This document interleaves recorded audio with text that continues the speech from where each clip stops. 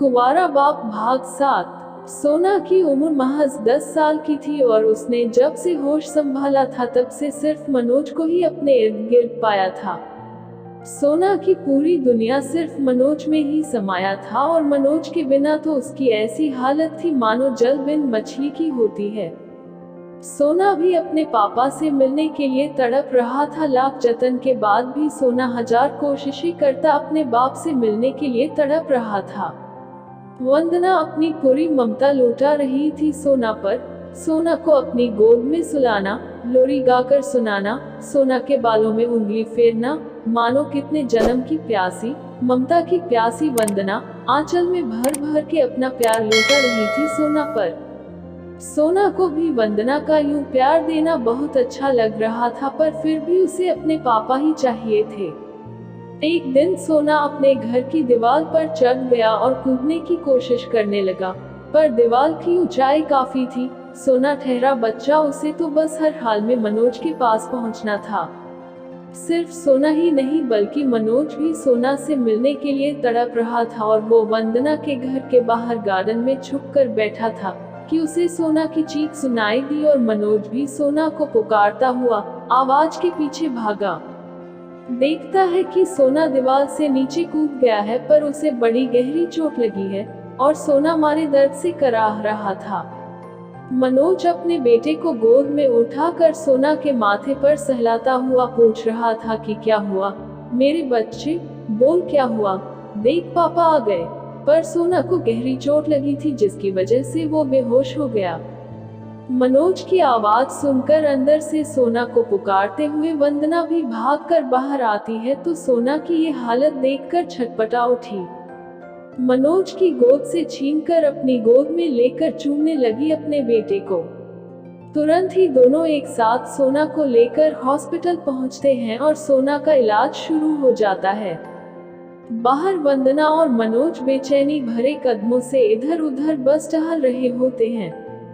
वंदना का रो रो कर बुरा हाल था और वो खुद को ही कोस रही थी कि भगवान मेरे पाप की सजा मेरे बेटे को मत दो, मेरी उम्र लग जाए मेरे बच्चे को। अपने दोनों हाथों को बांधे वो भगवान से प्रार्थना कर रही थी। मनोज ने एक बार वंदना को बड़े गौर से देखा।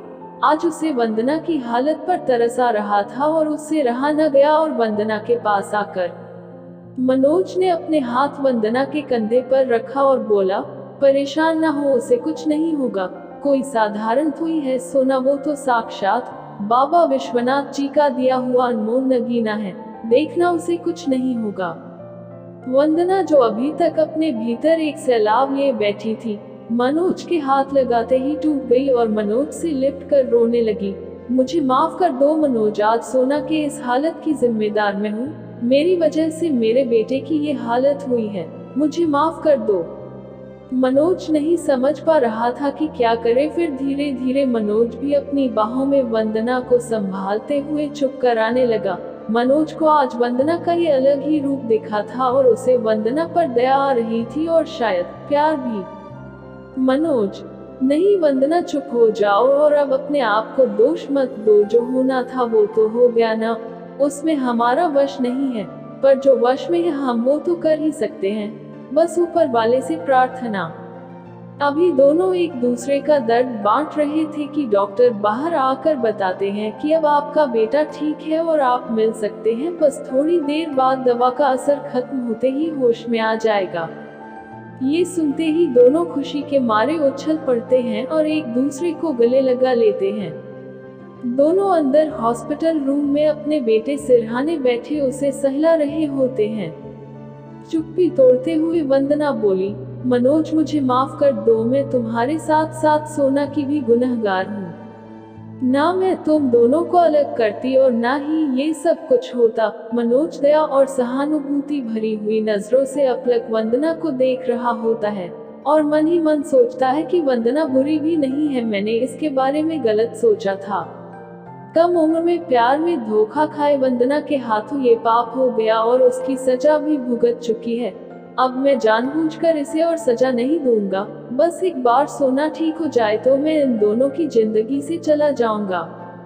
वंदना, मनोज, मनोज कहाँ खो गए? मनोज, कहीं नहीं, बस यूं ही। वंदना, मनोज जानते हो, जब मुझे एक लड़के से धोखा मिला ना, तो मैं पूरी मर्द जाति से नफरत करने लगी और कभी शादी न करने की कसम खा ली। पर जब से मैं तुमसे मिली ना, तो फिर से मैं सोचने पर मजबूर हो गई थी कि क्या किसी मर्द का ये भी एक रूप हो सकता है जो कि किसी दूसरे के बच्चे को इतना ज्यादा प्यार कर सकता है। वंदना, सच में तुम इंसान के रूप में कोई फरिश्ता हो। मनोज चुपचाप से बड़े ध्यान से वंदना की बातें सुनता है और बोला, मनोज, जानती हो, जब मुझे ये बच्चा पहली बार मिला ना, तो मुझे भी पूरी नारी जाति से नफरत हो गई थी और मैंने भी कसम खा लिया था कि मैं कभी भी शादी नहीं करूंगा। पर इसमें सिर्फ तुम्हारी ही गलती नहीं थी, उस लड़के की भी गलती थी जिसने सिर्फ जिस्म से प्यार किया था और तुम्हें उस अवस्था में छोड़कर भाग गया। हमारे समाज की भी गलती थी जिसने तुमसे ये सब करवाया। हमारा समाज कभी भी बिन ब्याही माँ को नहीं स्वीकारता। न जाने कैसे कैसे तानों से गुजरना पड़ता। शायद स्थिति इतनी बुरी हो जाती कि तुम्हें अपने बच्चे के साथ मरना पड़ता। वंदना मनोज के मुख से ये सब बातें सुनकर मनोज को गले से लगा लेती है और कहती है कि तुम कोई साधारण पुरुष नहीं हो मनोज, कोई साधारण पुरुष नहीं हो। अब देखना है वंदना और मनोज आगे क्या करते हैं। जानने के लिए आगे की शेष कहानी अगले और अंतिम भाग में जरूर देखें।